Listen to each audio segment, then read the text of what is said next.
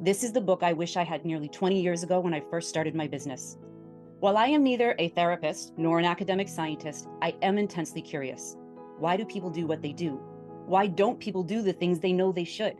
How is it that some can overcome impossible odds while others who have every opportunity throw it away? This book is based on my own experience and on the experiences and results of my coaching clients.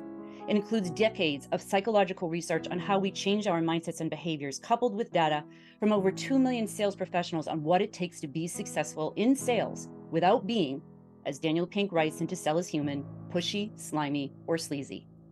This book is the result of a scientific process that started with what I have observed in myself and my clients and asking the questions to understand why things are that way.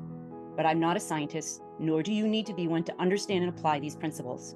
When you read this book and do the exercises, no matter how silly they may seem to you, you will know how to change your mindset towards sales so that you can be more collaborative with your buyers, which is what they need in order to buy from you. Sales is not something you do to other people, it is something you do with them. Embrace that in the mindset, and you might find that your next favorite client by the time you finish the last chapter. You may even find that your personal relationships have shifted. Good luck.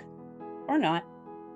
I hope that your situation is not as desperate as mine was back in 2008, 6 months after I started my business in the middle of the Great Recession. Maybe you believe that rejecting the corporate world is about gaining the freedom to control your destiny, a risk you thought worth taking because there was no such thing as job security anymore. Maybe you believed, as I once did, that what you are offering is such a no-brainer that it would sell itself to your prospects. Or maybe like many of my coaching clients who stumbled or chose to go into sales, you thought that this life would mean control over your income because you had the power to directly impact your outcomes.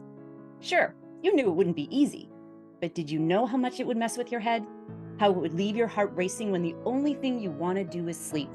How it would put stress on your family and loved ones as they watch you struggle or try to stay out of your way? Have you been wondering if you're cursed with bad luck? I can tell you about luck. I grew up in a superstitious Irish family. On a recent Friday the 13th, after I did morning yoga on the deck in our backyard, I found myself reflecting on luck. With the eagles flying overhead and the air alive with the songbirds of spring, I thought about my client's typical reaction to my outdoor office background, in the middle of the woods, overlooking a small lake in Maine. How lucky I must be. I laughed and thought about all I had gone through to get here. Luck had next to nothing to do with it. If I was lucky on purpose. After I had been fired in the middle of a recession, starting a business seemed to be my only option.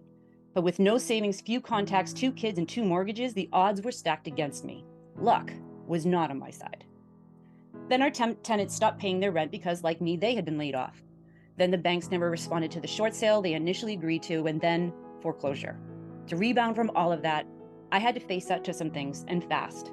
My own mindsets towards sales, my discomfort with discussing money, and my need for approval, just to name a few. Not to mention cancer and other health issues, but more on that later. When I started to change those mindsets and ultimately myself, my circumstances started to change with them. And with that change came new behaviors that would lead to outcomes that I could have only dreamed of. Today, my steady 6-figure income supports my family and allowed my husband to take a 50% pay cut in order to do what he enjoys. It allows us to travel when we want to, renovate our lakeside home, get off the grid, and invest in our family's future. Wherever you are now, in your business or your sales career, know this. You are the author of your story. You decide where your luck comes from. Yes, there are parts that are hard and scary. Bravery comes when we don't hide from the challenges.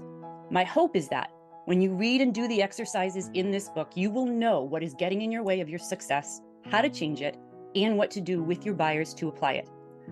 I invite you to lean into the fear and build your bravery. As you work through the exercises in this book, or when you have an aha moment, share it on social media with the hashtags buyer first and hashtag not about me. Tag me if you want. Show your work. Share your lessons and your wins. You've got this. Good luck.